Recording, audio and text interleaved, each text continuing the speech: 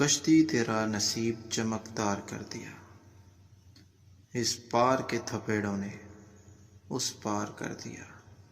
افواہ تھی کہ میری طبیعت خراب ہے، افواہ تھی کہ میری طبیعت خراب ہے، لوگوں نے پوچھ پوچھ کے بیمار کر دیا۔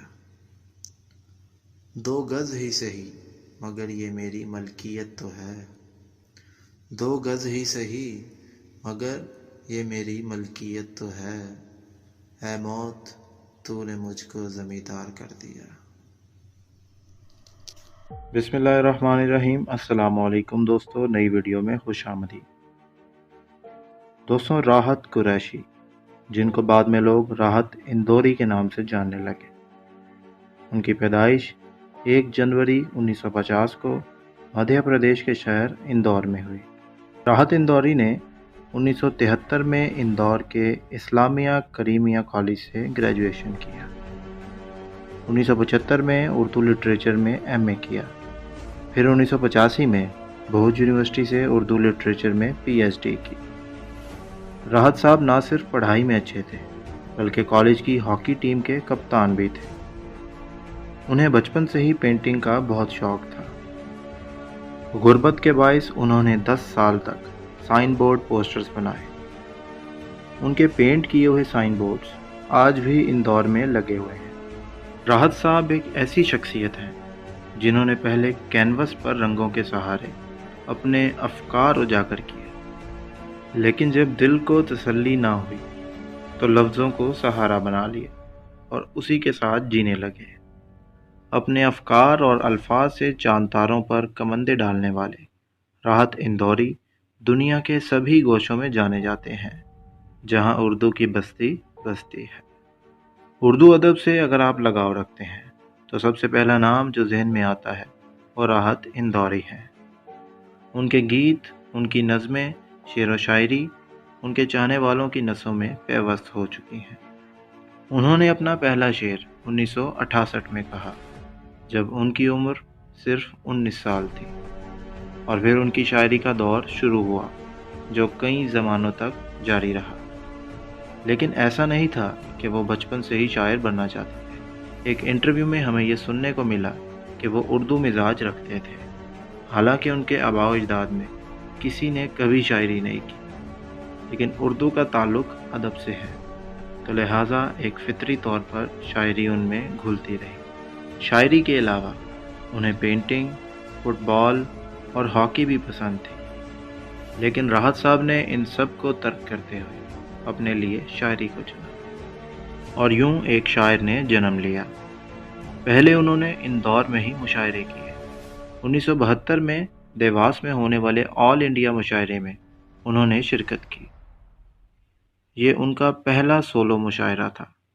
26 سال کی عمر میں انہوں نے پاکستان میں ہونے والے مشاعرے میں شرکت کی، جبکہ اس کے علاوہ دیگر ممالک میں جیسے کہ قطر، عمان، جرمنی، انگلینڈ، بحرین، نیپال اور سعودی عرب سے بھی انہیں مشاعروں میں شامل ہونے کی دعوت ملی۔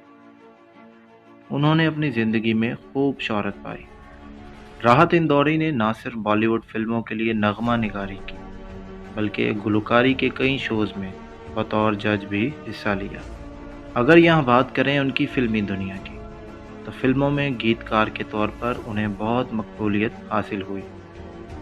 1992 میں آنے والی فلم سر کا مشہور گیت آج ہم نے دل کا ہر قصہ تمام کر دیا، 1994 میں آنے والی فلم خوددار کا گیت رات کیا مانگے ایک ستارہ، اور اس طرح راحت اندوری نے بہت سی فلموں میں کامیاب گیت لکھے جن میں منا بھائی MBBS کا ٹائٹل ٹریک بھی شامل ہے۔ دوستوں، راحت اندوری کی مقبولیت ان کی شاعری اور ان کی ادائیگی دونوں کا امتزاج ہے۔ وہ جانتے تھے کہ شعر میں اثر کس طرح پیدا کرنا ہے۔ وہ اپنی بات نشتر بنانا خوب جانتے تھے۔ خطرناک حد تک نازک مسائل اپنے شعر میں باندھتے اور انہیں بڑی بے جگری کے ساتھ پیش کرتے۔ وہ کہتے تھے کہ میں ایک غیر سیاسی شاعر ہوں۔ راحت اندوری عصر حاضر کے مقبول ترین شاعر تھے۔ سامعین، انہیں ہی بار بار سننے کی فرمائش کرتے، کیونکہ مشاعرے کو کس طرح لوٹا جاتا ہے کہ فن سے وہ خوب واقف تھے۔ اگر ہم یہ کہیں کہ بھارت میں اردو کی مقبولیت کی ایک وجہ راحت صاحب بھی ہیں تو یہ بے جانا ہوگا۔ راحت صاحب کو ان کی زندگی میں بہت سے ایوارڈ سے نوازا گیا، ان میں سے کچھ آپ کے ساتھ شیئر کرتے ہیں۔ Honour from Houston city council USA، honour from Jang news publications Pakistan, فروغ اردو ادب award Kuwait, Muhammad Ali Taj award MP Urdu academy Bhopal, Adeeb international award Sahir cultural academy Ludhiana. Rahat Indori کے اب تک 4 مجموعے کلام شائع ہو چکے ہیں، جن میں دھوپ دھوپ، رت میرے بات، پانچواں درویش اور کن فیکون شامل ہیں۔ لیکن دوستو، جس طرح ہر انسان کا کوئی نہ کوئی آئیڈیل ہوتا ہے، اسی طرح راحت صاحب کا بھی کوئی آئیڈیل ہوگا۔ مرزا غالب انہیں بہت پسند تھے۔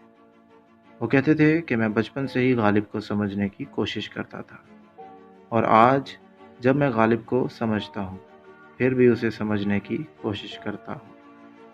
وہ دیوان غالب کو اپنے سرہانے رکھتے اور کہتے، جب جب میں دیوان غالب کھولتا ہوں تب تب ایک نیا شعر ضرور مل جاتا ہے۔ انہیں اردو سے بہت محبت تھی۔ کہتے تھے کہ اردو سے اپنے بچوں کو محبت کروائیں، یہ زبان بہت خوبصورت ہے۔ انہوں نے کبھی بھی کسی خوف یا مصلحت سے اپنی آواز کو دبنے نہیں دیا۔ وہ شعر کہنے میں بہت بے باک تھے۔ وہ کہتے تھے، اپنے فن کے ساتھ ناانصافی نہ کرو، اس کا غلط استعمال نہ کرو، کیونکہ شاعر سماج کا آئینہ ہوتا ہے۔ شاعر کے لیے ضروری ہے کہ وہ اردو کی حفاظت کرے۔ صرف 3 دہائیوں کے شعری سفر میں راحت صاحب نے بڑی تیزی سے عالمگیر شہرت اور عروج حاصل کر لیا، اور یہ چراغ اب تک اپنی روشنی بانٹ رہا تھا۔ لیکن 11 اگست 2020 کو راحت اندوری اپنے خالق حقیقی سے جا ملے۔ بھارتی میڈیا کے مطابق راحت اندوری کورونا وائرس میں مبتلا تھے، اور کورونا وائرس کی تشخیص ہوتے ہی انہیں دل کا دورہ پڑ گیا، جس کے باعث ان کا انتقال ہو گیا۔ راحت اندوری کے انتقال پر دنیا بھر سے ان کے مداحوں اور ان کے چاہنے والوں کے تعزیتی پیغامات آنے کا سلسلہ جاری ہے، اور ادب کی دنیا سے تعلق رکھنے والے لوگوں کا یہ ماننا ہے کہ راحت اندوری کے جانے سے پیدا ہونے والا خلا اب کبھی پورا نہ ہو پائے گا۔ ہماری دعا ہے کہ اللہ پاک ان کے درجات بلند فرمائے اور ان کو جنت میں اعلیٰ مقام عطا فرمائے۔ اسی کے ساتھ ہمیں آج کی ویڈیو سے اجازت دیجیے۔ اللہ حافظ۔